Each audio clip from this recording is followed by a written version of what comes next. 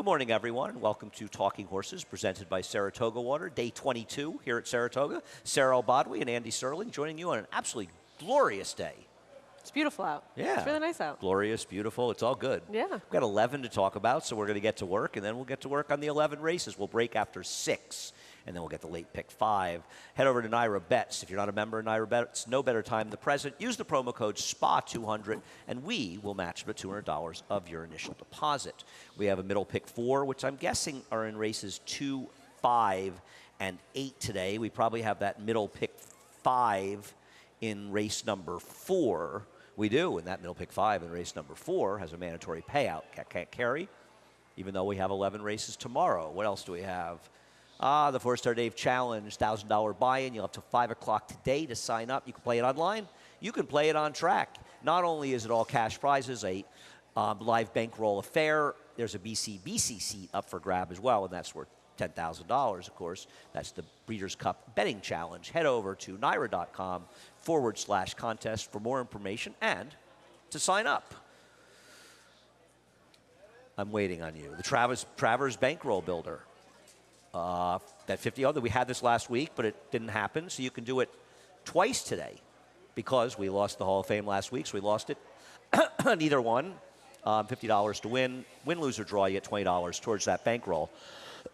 Excuse me. What else do we have? The Taste of New York Pavilion. Head over to Gate A by the Berkshire Bank Family Zone and check it out every Thursday through Sunday. You got to be 21 to purchase alcohol. A problem I haven't had for a long, long time. Races 1 through 11, 1 to 7, FS2, all of the action. So race number 1, you know that if Moore's Law is running, I cannot resist the opportunity to discuss Moore's Law, which is, you can look it up. It's about semiconductors or something, about doubling their capacity every 5 years or something. It's Moore's Law. Mm-hmm. I remember you told me the story a while ago, and I don't remember exactly what it was, but it was I actually don't really intriguing. So it was fun. Cool. It's cool to see where these names come from, and this one was actually pretty interesting. I agree. That horse comes out of a race here at 1 1/8 that was dominated by Dreamlike, who had run the Wood Memorial. He'll be returning actually in a very, very tough non-winners of two lifetime or one other than on Sunday's card.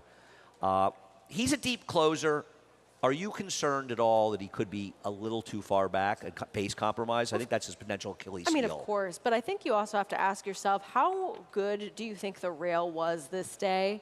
Because if you think the rail was good this day and it elevated the performances of the horses that were more forwardly placed, Mount Craig and Heroes Medal especially, then don't you have to elevate Moore's Law considerably based on the way that he ran? Well, I'm not sure I would agree because he spent a lot of the race on the rail. So, no, I don't think he was compromised by the rail. I think it's a valid point to bring up, but he didn't get off of the rail until they angled out in the stretch, and you could make that same argument for Casa Creed in last year's 4-Star Dave. While he rallied in the middle of the track in the stretch, he spent the first 3/4 of the race right on the rail. Regal Glory never saw it. So, no, I thought about this, and I think it's a valid conversation, but no, I don't think he was hurt by the way the racetrack played, but I would agree that Heroes Medal was helped by it. Right, which is why I have to take a horse like Heroes Medal and move them down a little bit, even though he does figure probably to be the controlling speed once again. He does. Isn't Gamekeeper supposed to go, though? Wayne Lukas doesn't rate horses that are forward, and I thought he would probably go in here, and he'd keep Heroes Medal a little bit company. And I also wonder if Moore's Law is going to be that far back today. Right. I've always liked this horse. I thought he showed sort of some run in different spots during his races, and he looked like a horse that needed some time to come into himself. I'm a fan of this horse. I hope he gets it done. I think the question becomes, are any of the strangers in here horses that interest you? Gamekeeper and Breeze coming out of that July 21st race. Now, I don't know if Breeze can run it all. I wanted to say that I thought that Moore's Law would handle the horses from his race.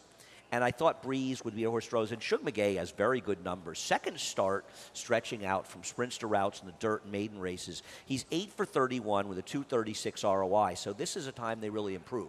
Right, exactly. It worries me that the barn has been a little bit on the colder side, but they did just have that win with Smoke and Tea in the stakes race last week. And this is one that, while he didn't really show anything on debut, I do agree that he certainly figures to take a step forward.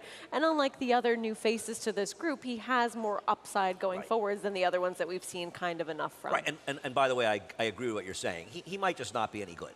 because his first race was not good. He But broke I'd a rather little take slow. him over anyone else. Right. I feel like I'll take my chances with Moore's Law against the others, and maybe Breeze is just a little bit of an interesting horse, a flatter stretching out for Shug McGay in Cortland second time. Race number 2. So race number 2 is a bring-back race from a cancellation last week, and you and I both picked Ranting. There is no confirmation that he's named for me. You talk about her. I changed my pick. I didn't feel like picking You her again. did. Disloyal of you. It's okay. This is a horse that is trying dirt for the first time, and just it's a lot more of a dirt pedigree for this one that does add the blinkers. And now Horacio De Paz, turf to dirt. He has good numbers. He's 11 for 54. Over the past 5 years, he's 20% with a $2.51 ROI. So this is a move that he generally does well. I think that this one getting over to this surface, if the pedigree suggests that she'll appreciate it, and she's a little bit more forwardly placed with the blinkers going on, I just still wanted to give her another shot in a spot like this. And I get it. Obviously, I picked the horse second and tried it last time. But the more I thought about it, we're suggesting in liking this horse, and we may be right in doing this, and I don't mean this to say we're insulting them, but man, did Christophe Clement get it wrong if this horse wins this race. Because this horse never ran well on the turf. And yet he kept running on the turf. And then Horacio De Paz ran on the turf with this horse. And it almost feels like he's going to the dirt because the horse showed him they just didn't improve at all from 2 to 3. And so it is a concern. And I get it, the appeal, because the other problem is, who do you really want to take in this race? Big Bean Christine. She was better off if they didn't cancel last week because she loves the mud. And Ray Handel, of course, who I can relate to Ray. Two of us have lost our share of photos at this meet, but that's the way the racing world goes. We'll take a look at her last race.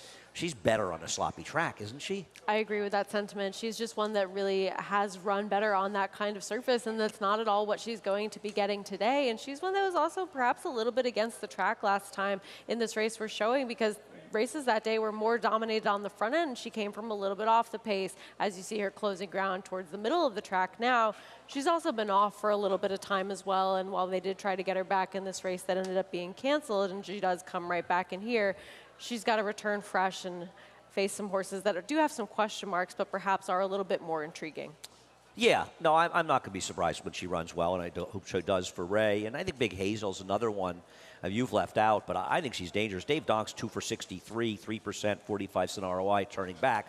But I do think she needs the turn back in this race. She could not get the mile and eighth last time. And the other thing is, she was coming back. Well, actually, she was going to come back relatively quickly, and now all of these horses get an extra week. So I think it benefits horses like her especially.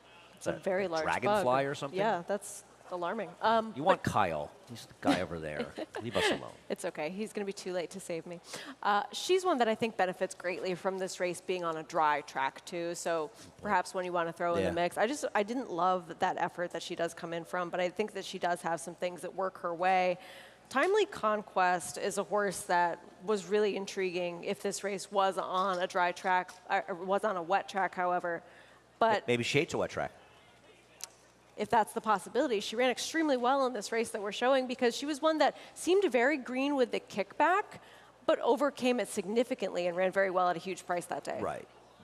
I'm not going to go into a 2-hour dissertation about how overused kickback has become in racing, because you look at horses like this, and she ran through the kickback, and the kickback was clearly bothering her early. You can watch the whole race on your Naira Bets account, because she was throwing her head behind it, and it just didn't matter at all. And a lot of horses, most horses get used to it over time. And that's what I liked. She angled inside, which probably wasn't the best place to be. She got out in the stretch.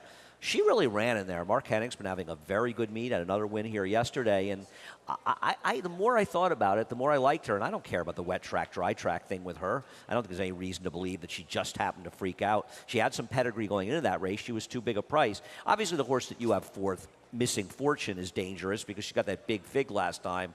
It was a 5.5 furlong dirt race. And I get that it's huge, but she's going to have to show me she can do that again at Saratoga, but she'll be a big price. Right. I don't think she'll be 4-1. Well, and she figures to have some speed from the outside as well. She's just one that I really want to see that kind of outlier again going forwards before I take her a little bit further up in my selections. See what happens in race number 2. Race number 3, we are back on the turf. Turf is listed as good. And Rocky Sky. I'm going to try to beat Rocky Sky as well in here. My problem with Rocky Sky is, and we'll take a look at the way, I think, from last year, named for my favorite horse, Aqueduct. I think she's just better with more distance, and I worry that a mile and eighth, she might be a little short for her best race. Right, and this is a horse, too, that she's only had the one win so far in the United States for Chad Brown, and she's been a short price pretty much every time she's run. And while she can be a little bit more forward, I don't necessarily think that she's one that is going to be placed all-out gun to the early lead. And I do agree with you that I think she wants a little bit more ground to work with. She also came back in a spot pretty similar to this last year, ended up finishing second at a short price as well. So I just want to see a little bit more from her before I take her what's going to be a very short price again today. Right, maybe she got better as the year went on, but maybe she also got better with more distance, and I think it's probably the distance. Now, Pocamuca comes out of the same race, California Cream. And considering the relative trips of the two, I actually thought California Queen, a horse I've not been a big fan of, ran the better race. And this would be a very opportune time for them to be aggressive with California Queen in this race and go to the front. Manny's an aggressive rider, and I think it would be a good time to go to the front. I don't knock Pocamuca. She ran fine. She's run well up here in the past. But I thought California Queen ran the better race, and I'm going to hope they're aggressive today and go to the lead. Do you worry that she might not be that good? Or do you feel as though she's just been facing such tough company the entire time she's been in the barn? She's faced a lot of tough company. Who in here is so good? Well, that's a fair question. I think it's fair to say it's not how good you are, it's how good you are relative to the other horses in here. And I mean, I think if you watch that last race, Pocamuca had the slightly better trip and finished just ahead of her. So at probably a better price, I'd rather take her. Maybe I'm wrong about the price. You've taken Canisi. I don't get her at all. I just think that she's one that can be forward. I've always been a big fan of hers, and I like when she's a little bit more aggressively handled, as Javier Castellano has done with her over this course and distance before in the past. But she is one that can be a little bit more tactical if need be. She's shown that she's successful from a variety of different running styles, and I also like that she draws a little bit more favorably now, getting to be kind of that outside speed to see what happens to the inside of her, because if Manny doesn't go on California Queen, isn't she going to be in front? Not if the other two riders actually ride their horses a little bit. If Canisi's in front in this race, I think every rider should have to go on the microphone after the race and apologize to the crowd because she's not fast. She may be in front. And it almost is one of those, and I'm not saying you'll be wrong because around here anything's possible. They see ones and they think ones mean they're fast. They're not. She's slow. She was setting a monstrously slow pace. And I know she was in a tough spot last time, but a monstrously slow pace at Monmouth last time and just back through the field. So, yes, if she clears and goes to the front, she can win. The rail will be good. It's the inner turf course, all of those things being true.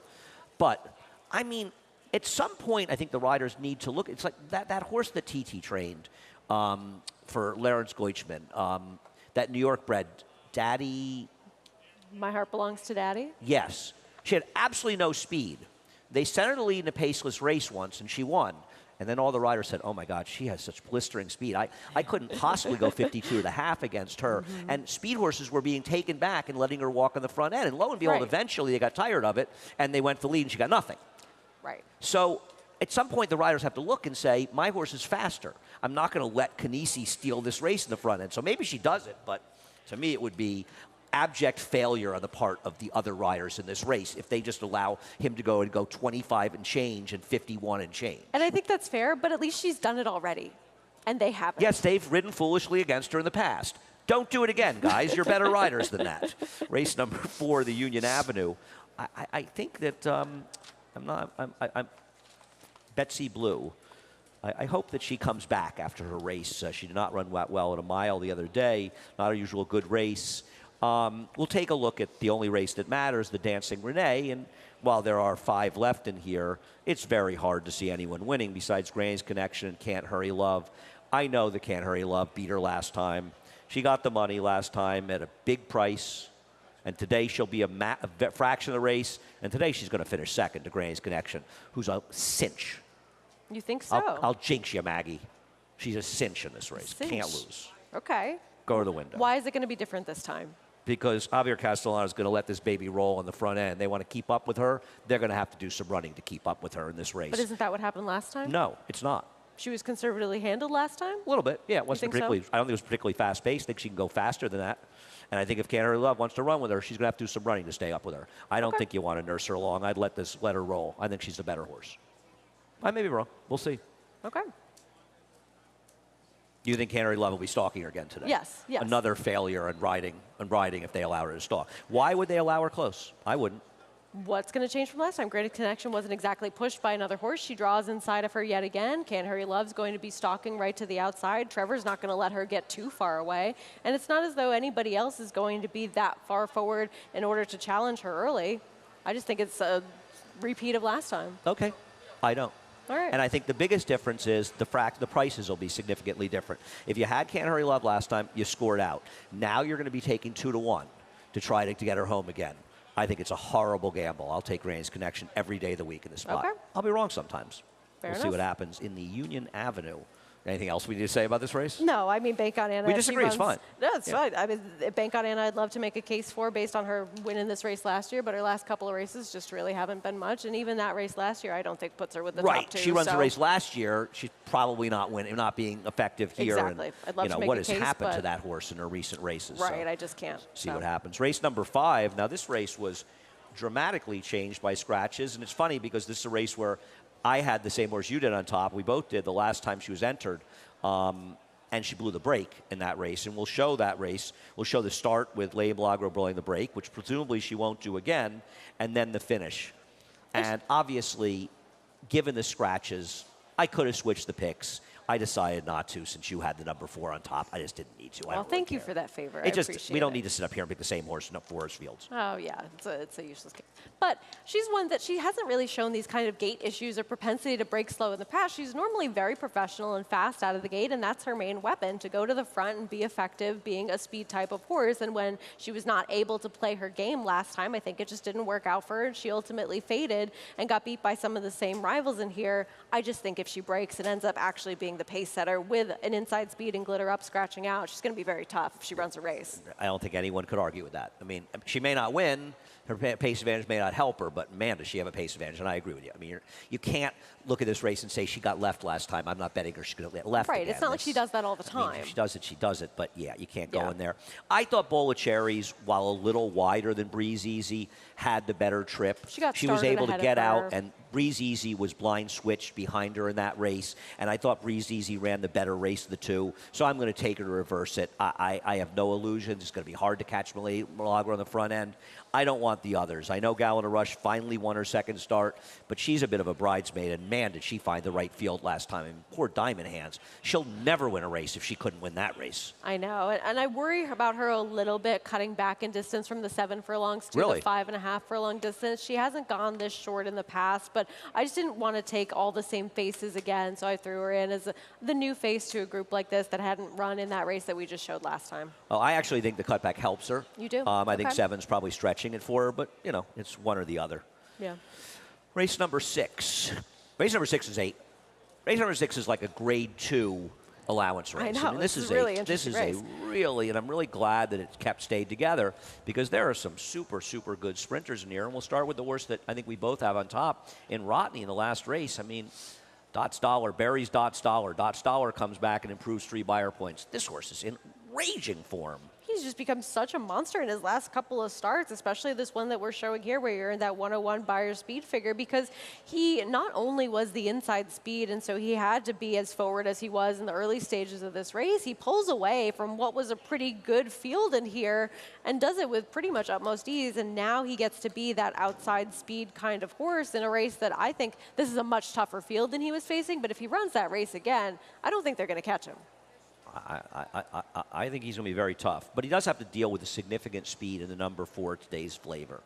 I'll get Today's Flavor home. I don't like him today. We'll look at the firm's success. And obviously, he's run some very good races, and it'd be foolish to deny that. Having said that, he was awful in the True North. I mean, just awful. He gave it up, and I'm just kind of wondering a little bit if he kind of had his run a little bit this weekend and that sort of, you know, and that run is kind of up. Is that I think that's a unfair? No, I think that's a very fair point to make. And even this race, while he was successful, this was a completely sloppy kind of track. And while he's run well on a dry track in the past, of course, this race really set up for him to do well, being as forward as he was. And you can see what it was with the kind of water they have that's standing towards the inside of that field. I want to forgive those kinds of graded stakes tries because it was just a different type of animal than he's going to be facing in here. And I don't really know if he necessarily wants to go the extra furlong either. But I think that he's disadvantaged by having a horse that's just as fast, if not almost as fast as Well, he that's is the to his thing. outside. He's got a horse on his flank that's in raging form, and I just feel as though, like you, I would prefer Rodney. I don't want to dismiss him, and he ran well in the Carter. I didn't like his last race. That's what bothered me. Yeah. And maybe I'm annoyed because I picked him, obviously a bad pick, and he wasn't beating Elite Power, No, but of he course just not. abdicated so easily in there. What about Marsalis? I mean, he ran. It's a pretty good horse last time in Bengo, and even miles ahead. I mean, I thought this horse ran terrific last time. How do we know these? That's another Steve Asmussen horse that's starting to come into his own. I'm always scared of Steve's horses when they get to be 4, when they run a race like that, because he's got such an incredible record of improving. And he three-year-olds. wasn't one that was really seen on the racetrack that much so far in his career. He's had a couple of layoff lines, and we just haven't seen a ton from him so far up until this kind of performance.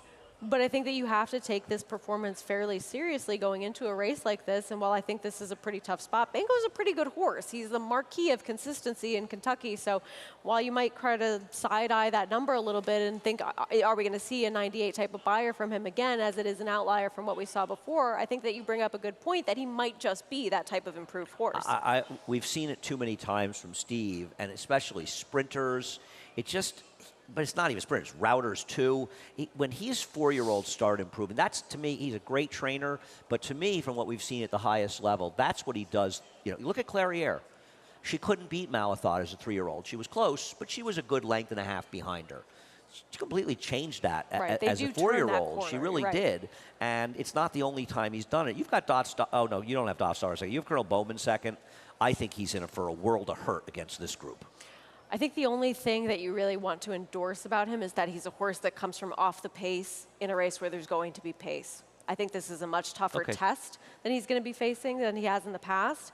But at the same time, I think that his running style does at least help him a little bit in a group like this. I thought the interesting horse in here outside of the mainstream might be Provocateur. And this is a huge, huge ask for a horse coming off a layoff. He's bought by the McMahons last year at the sale in November. I'm assuming as a stallion, they run a farm, you know, and he has credentials. He has stakes performances. He has a stakes win in the Jersey Shore. This horse is pretty good. This horse won the Hutchinson, and I know he's got to get better to pace him. Bill Mott's numbers, for what it's worth, a 12 for 50 trainer switch in the dirt, $2 ROI. He's just below $2 in sprints. He's got some pretty heady numbers, and I know it's from Todd Pletcher. It's not easy.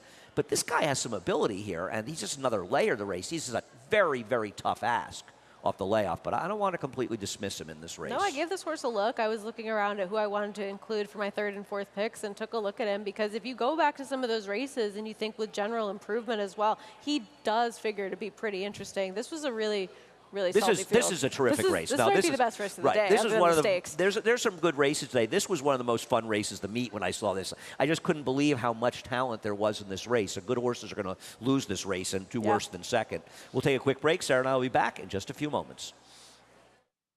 For almost 150 years, the Saratoga name has been synonymous with the finest quality, sustainably sourced spring water available anywhere. Saratoga carries on the rich tradition of its forefathers by crafting each stunning blue glass bottle with the same attention to detail and care that has been its hallmark for generations. Visit SaratogaSpringwater.com today or ask for us by name at your local market or restaurant. Saratoga Spring Water. Make every day exquisite.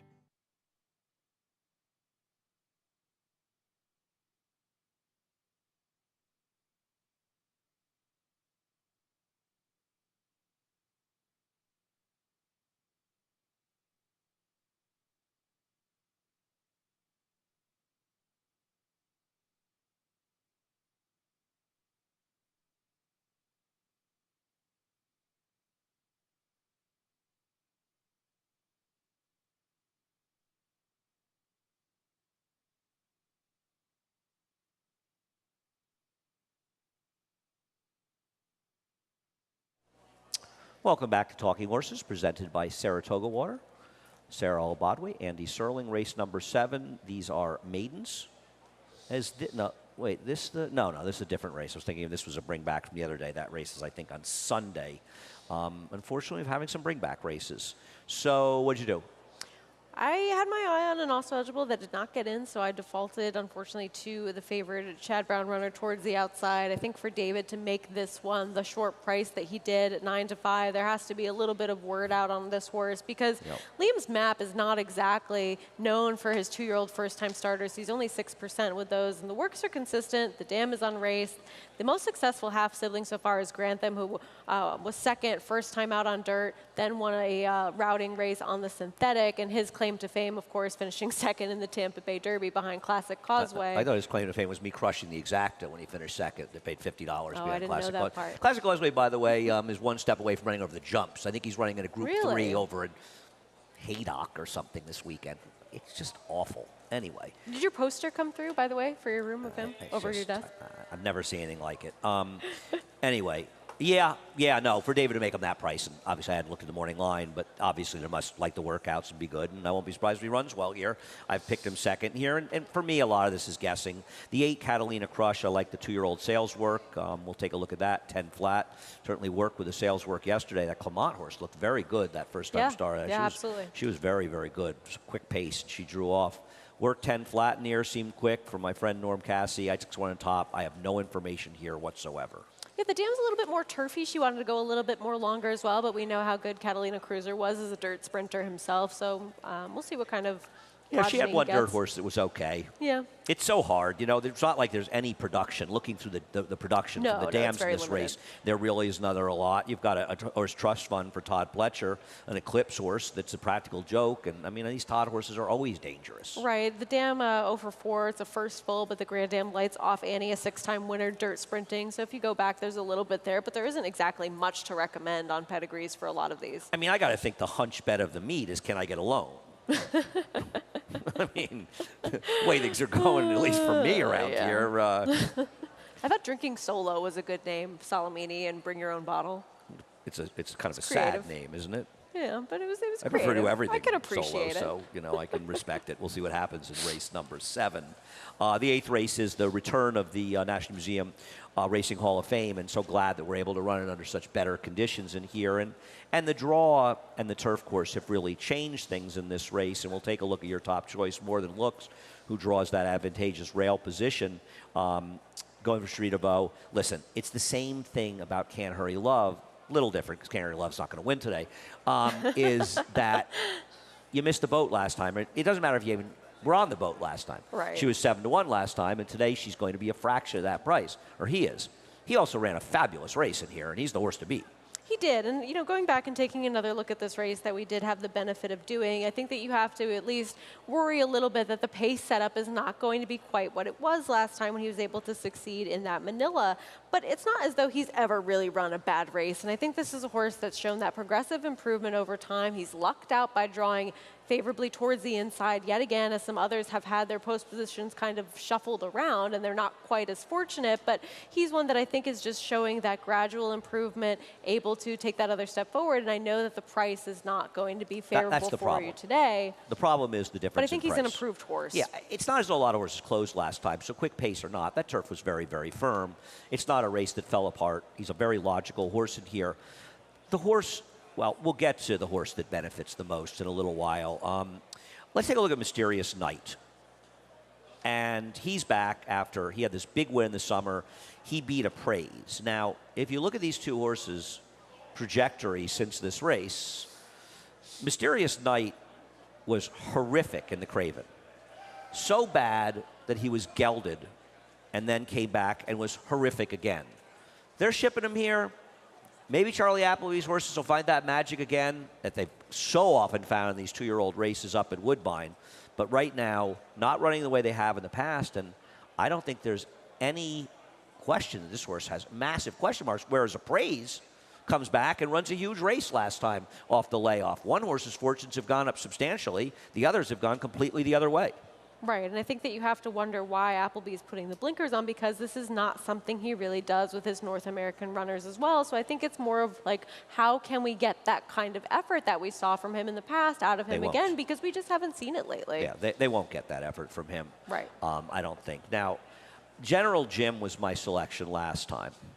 And while his post didn't change that much, and here he's finishing third behind Batflip back in Central Park, and Batflip drew very poorly towards the outside, it's not the post position per se that matters to me. It's the fact that it was going to be run on a fair turf course last time, and the rails coming down, saving ground becomes a very important element in these races. And while Luis Saez can do what he can to get him to save some ground, not going to be easy from out there. And while I think he's an interesting horse, getting back to what might ultimately be his best surface, and we'll see if Shug feels that way here, I just hate him with the post position change. It's just terrible luck for him. Absolutely, and Batflip was one that I had some interest in down the line in my selections because he was going to be favorably drawn towards the inside. He's a horse that was making his debut as a 3-year-old now. He'd shown that promise as a 2-year-old, and maybe it was kind of suspect at that time, but now looking at what those horses have done since, you have to elevate him a little bit, but now drawing all the way towards the outside, I ended up going in favor of Carl Spackler over him just based on what we've seen lately and also the draw. Well, Carl Spackler, the character from Caddyshack, we'll take a look at him breaking his maiden. He's the horse that benefited the most from everything. Yes. He goes from post 10 to post 2 on a turf course where his running style, which is forward, and they need to be aggressive with him, is significantly enhanced. So while I didn't like him out there last time, and I didn't know what to do with him because he ran so poorly at Churchill, the conditions are so much more favorable for him now that I put him on top. And we want to remind people that only in the last 5 years has Tyler apparently not done well for Chad. Yes. Somebody in this set says that, and somebody told us on Twitter, not my fault, Tyler, that they have won some races in the past. They have won together. 2 graded stakes overall. They won with pattern recognition. Yeah. I don't remember who the other one was. Don't tweet to me to let me know. I'm there for you. Anyway, he's riding very well right yeah. now in general too. Yeah, he's riding extremely well in Saratoga. Just for you overall. can't ignore that. Oh, he this benefits horse's so greatly. chances. I mean, if he isn't successful here, he certainly wasn't winning from post 10 last time. No, out. absolutely not. So now things have just gotten better. What about Ocean Vision? What about him? Well, I mean, I don't want to dismiss him. The race he comes out of last time is a very strong race. Good Guess came back and won the Grade 1 Prix Jean Prat at Deauville. And, I mean, the winner of the race was third. I mean, these are serious horses, this race. Again, I think the winner of the race was second in the French Guineas. And this horse is coming out of a crazy tough Grade 3 last time out. Now, he's not helped by it being on this course, the rails coming down, and the change in timing. But to ignore him, he might be the best horse in this race. He might be. I worry maybe he wants to go a little bit shorter than this. Most of his races have been at sprint distances. He's only tried the mile twice. One was on a synthetic surface. So I just wonder if maybe he'd appreciate a little bit shorter. But it's an okay time to find out price in terms of the field that he'll be facing today. I completely disagree. First of all, he ran well at a mile in Qatar, but also I think you have to be careful. European horses will go farther on our courses, the flat courses, than they might in the more undulated courses. So horses that can be successful at 7 furlongs, they'll be able to get the mile more effectively most of the time over here than they are over there, at least in experience. That's what I've seen. Race number 9 features the return of American Revolution, the Evan Shipman. We'll take a look at him finishing second, the Jockey Club, and I don't think there's any argument if he runs his good race. He's way too much horse for this group. Of course. If we see the kind of performances that he was able to put together in the past, and not only in this race that we're showing here, but even in the Stephen Foster when he was second to Olympiad, and pretty much all throughout his campaign, especially against Statebreds so far, you have to wonder where he's been, though, because he was off the work pattern for a period of time as well. And I kind of wonder if they were aiming to perhaps retire him, and then he just doesn't really have the interest, and now they brought him back to the racetrack. Interest in what? Breeding? I never read that. Did you ever read that? No, it was just something we were discussing as a possible hypothesis. I don't know if it's true, but... Well, I never heard anything like that. Maybe they want to race him. I mean, I don't know. I guess they could retire him as a Grade 1 winner, but I never really thought about that. I'm glad to see him back. I don't want to pick him on top just like you. I saw this race differently than you. I thought there were only really 2 horses that could beat him, and that's Bankit and Dr. Ardito. You like Sheriff Bianco. They all come out of the commentator. I'll let you talk about Sheriff Bianco. Well, I think this was a really impressive effort from Sheriff Bianco because he was trying to go this far for the first time in a very long time, and also he was very forwardly placed. And while that may not have been an extreme detriment to him, I thought he ran a very game effort to ultimately finish third in there. And while maybe he didn't want to face horses in the Grade 2 John A. Nehru against Open Company, 3 techniques, not a bad horse, and he ran fairly well last time out over a sloppy sealed track, cutting back to the 7 furlongs. So I think he is so incredibly helped by the scratches to his inside because he's a horse that's going to be forward, and 2 of the other speeds do come out of this race. No, I agree. The scratches certainly help his chances. I thought he confirmed in that race that the distance a little far for him. He got such an incredibly good trip that day. And I'm not saying others didn't get okay trips in there, but nobody got a better trip than Sheriff Bianco, and he angled out and he didn't finish. Now, I know it was a mile and a 16th, and this is a mile, but aren't you a little worried, too, that maybe his form is tailing off just a little bit? Yeah. That was my concern. It did bother me a little bit looking at this race, but I just ended up thinking that maybe I could make a little bit of an excuse for the effort in that Grade 2 race. That's not the level of competition he wants to face. He's back in against State Breds, and perhaps that now with the kind of advantage he's going to have as a speed horse in a race where 2 other speeds are no longer playing, he might be able to get the job done. Because at these mile distances, they don't go quite as quick because they're going into the turn as well. Did you not like him before the scratches? No, I did, but I Okay. think it just really helps him. Okay. Okay, listen, I mean, he's obviously a talented horse. I don't love his recent form. I end up with Bankit. It was sort of between him and Dr. Ardito. I was going to take one and put one on top and the other one third. So subsequently, I put Dr. Ardito third. Little disappointing last time, but that was a race that was won much more forwardly, and I think he's very dangerous in here. He's run some consistent numbers, and so does Bankit. I mean, the thing about Bankit is he just keeps showing up. He just keeps showing up and running well all the time, and you want to sort of say, oh, Bankit's past his prime, and then he runs like he did last time. So for me, if I want to beat the 1, it's the 2 or 5. You like the 7? We'll see how it works out. Regardless of that, apparently American Revolution's problem was he had a big foot abscess. Oh, It did took he him really? forever to get over. Oh, okay. Good to know. I don't think they were planning on retiring him. Race number 10 and 11 are off the turf. I was hoping that John Terranova would lead Now Showing in race number 10 because that horse ran against real dirt horses first time. And with the scratch, as we go to race number 10, I'm left with a horse that's going to be a super short price in the number 4 Diamond Collector. And I'll Same. take a little break here and things catch up. That's okay. No worries.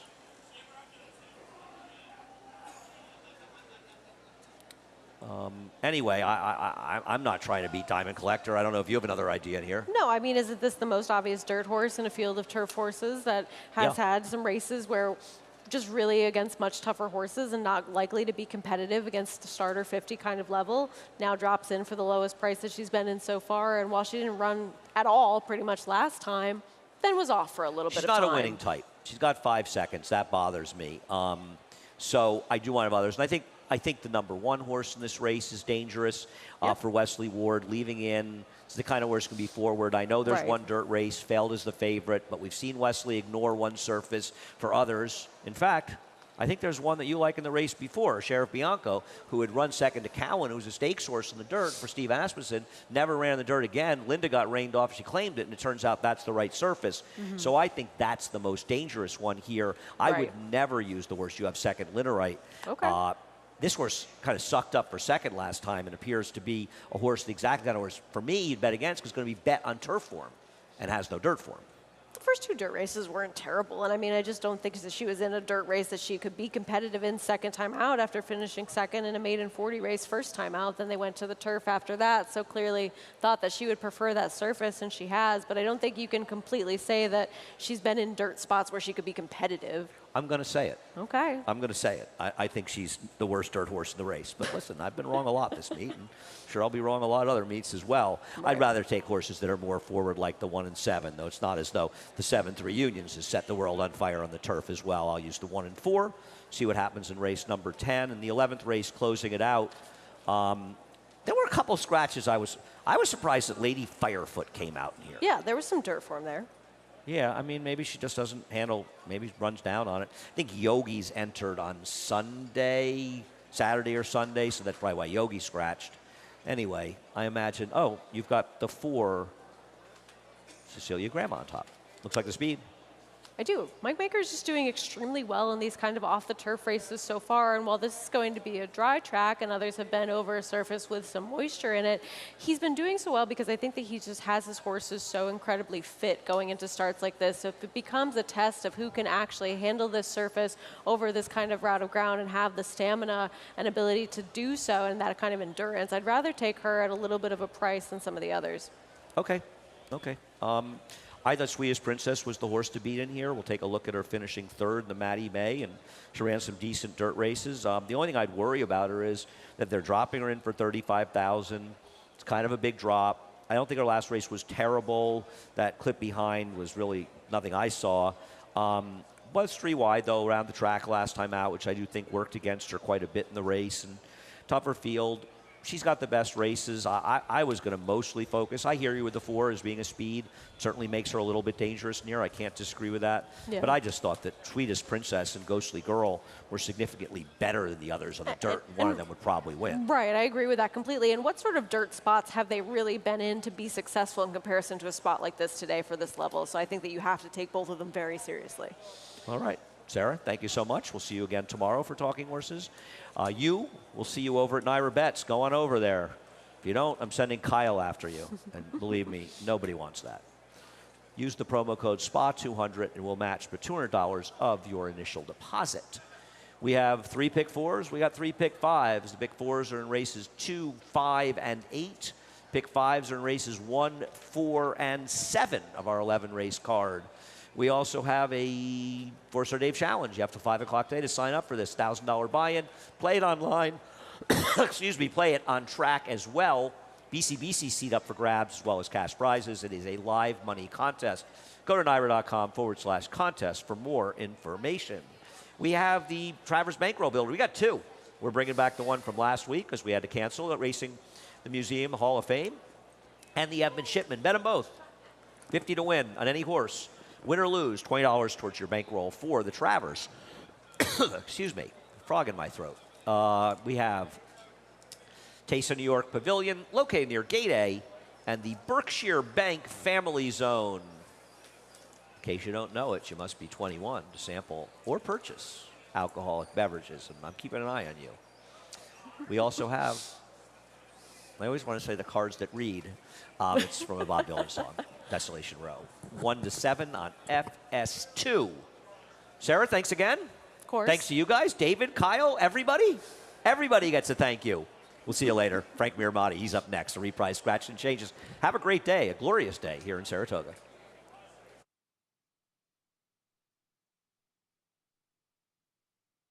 For almost 150 years, the Saratoga name has been synonymous with the finest quality, sustainably sourced spring water available anywhere. Saratoga carries on the rich tradition of its forefathers by crafting each stunning blue glass bottle with the same attention to detail and care that has been its hallmark for generations. Visit SaratogaSpringwater.com today or ask for us by name at your local market or restaurant. Saratoga Spring Water. Make every day exquisite.